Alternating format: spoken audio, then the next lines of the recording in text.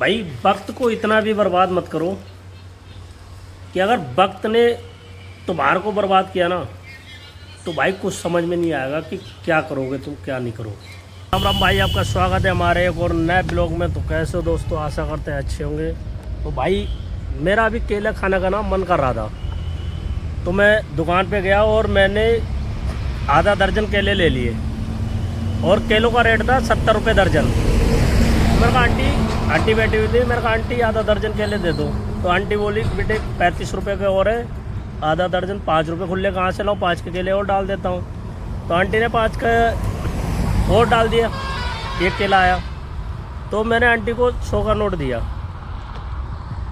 अब उन्होंने 30 रुपये काट के और मेरे को 70 रुपये रिटर्न में दे दिए। अब मैंने एक केला छीला और केले को छील के मैं खाते हुए आंटी के पास चला गया। तो आंटी ने मेरे को पैसे दे दिए 70 रुपये।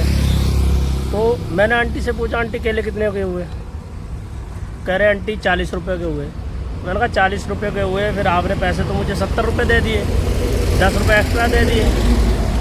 तो भाई एक पड़ोस में बैठा हुआ था, वो भाई आंटी से कह रहा कि भाई की ईमानदारी देखो। तो भाई देखो, मुझे बस ये समझ में आता है अगर 10-20 रुपये का हम हराम का मतलब फ्री का खा लेंगे किसी का आग मार के, तो हमारा जीवन पार नहीं हो जाएगा।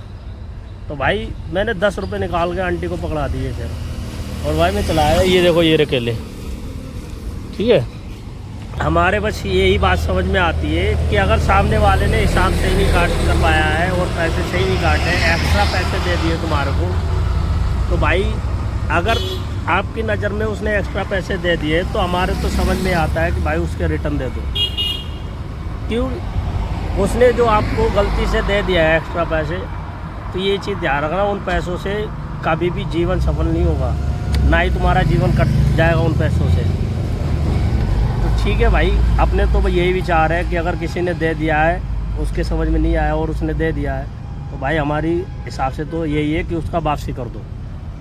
बाकी आपका क्या विचार है वो कमेंट बॉक्स में बता देना। मैं जा रहा हूँ मैं गोदाम के लिए, ठीक है। तो भाई मैं अभी केले उल्ले खा के गोदाम की तरफ आ रहा था, तो रास्ते में 7-8 लड़कियाँ खड़ी हुई थी। तो उनमें से एक लड़की खड़ी होकर चिल्ला रही थी मेरी मांग पूरी करो, मेरी मांग पूरी करो। तो भाई मैं ठहरा दिल का साफ बंदा, मैं उसकी बात सुनता रहा काफ़ी देर तक। फिर मेरे को यार रुका नहीं गया, मैं दुकान की तरफ बढ़ा और मैंने वहाँ से एक सिंदूर की डिब्बी ले ली। और भाई मैं उसके मांग में जैसे ही सिंदूर भरने के लिए हाथ बढ़ाया मैंने, वैसे ही मुझे भाई पकड़ लिया सारी लड़कियों ने। वो मेरे से पूछने लग गए कि ये क्या कर रहा। अब भाई मैं ठहरा दिल का साफ बंदा, मैंने बोल दिया कि ये कह रही है मेरी मांग पूरी करो, मेरी मांग पूरी करो। अब इसकी मांग पूरी करने के लिए मुझे इसकी मांग तो भरनी पड़ेगी ना। भाई जो ये बात उन लड़कियों ने सुनी और मेरे में ऐसा भूसा भरा है ना भाई, इतना मारा कि भाई मुझे होश नहीं रहा। मैं बड़ी मुश्किल से वहाँ से बच के भाग के गोदाम पे आया हूँ, समझ रहे हो भाई। भाई वक्त को इतना भी बर्बाद मत करो कि अगर वक्त ने तुम्हारे को बर्बाद किया ना तो भाई कुछ समझ में नहीं आएगा कि क्या करोगे तुम क्या नहीं करोगे। मतलब बंदा इतना खाली कैसे हो सकता है। अभी तुमने एक वीडियो देखी होगी जो खट्टे मीठे नमकीन होती है, उस नमकीन में जितने भी दाने थे, जितने भी प्रकार के, उस बंदे ने सब दाने अलग अलग निकाल के रख दिए यार। बताओ मतलब इतना फ्री कौन होता है। मतलब बिल्कुल खाली बंदा बैठा हुआ है, पूरे पैकेट के जितने भी दाने थे, कितने मसूर के हैं, कितनी मूंगफली के हैं, कितने किसके हैं, मतलब सारे दाने अलग अलग निकाल के रख दिए। मतलब यार इतना बंदा फ्री कैसे हो सकता है। और एक हमारे पास भी फ्री बंदा है, ये देखो, जब भी यहाँ काम होता है ना बंदा ऐसे सोता है। ये देखो इसकी आवाज़ सुनो,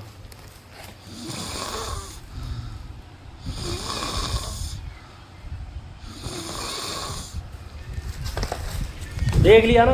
मतलब यार हमारा अगला काम भी रुकवाया पड़ा है। ये देखो ऐसे पड़ा है, हमारा माल भी छट रहा, लेकिन बंदे ने काम रुकवा दिया। बताओ इतने बंदे कैसे फ्री हो सकते हैं भाई, ये चीज़ समझ में नहीं आ रही हमारे। इंसान को सदा बाहर रहना चाहिए, बरसाती मेढक की तरह नहीं रहना चाहिए। और आप ये सोच रहे हो कि मैं किस हिसाब से कह रहा हूँ, तो मैं आपको बता दूँ कि बचपन का प्यार आपको याद है, रानू मंडल आपको याद है, कच्चा बादाम आपको याद है, राजू कलाकार आपको याद है। ये भारत में ही निकले थे और इस समय भारत के किस कोने में पड़े हैं ये किसी को भी नहीं पता है। कोई भी इनका नाम अब नहीं सुन रहा है, कहीं पे भी ये नज़र नहीं आ रहे सोशल मीडिया पे। तो मेरा कहने का मतलब ये है कि आप धीरे धीरे से चलते रहिए अपने काम में और अपनी धीरे धीरे पहचान बनाते रहिए, क्योंकि धीरे धीरे बनाई हुई पहचान ये हमेशा सदाबहार रहती है और एकदम से बनाई हुई पहचान ये बरसाती मेढक की तरह है। जब तक बारिश होती रहेगी तब तक मेढक आपको नज़र आते रहेंगे और जैसे बारिश खत्म मेढक गायब। आज का ब्लॉग मैं यहीं पे समाप्त करता हूँ और मिलता हूँ आपको नेक्स्ट ब्लॉग में। जब तक के लिए राम राम।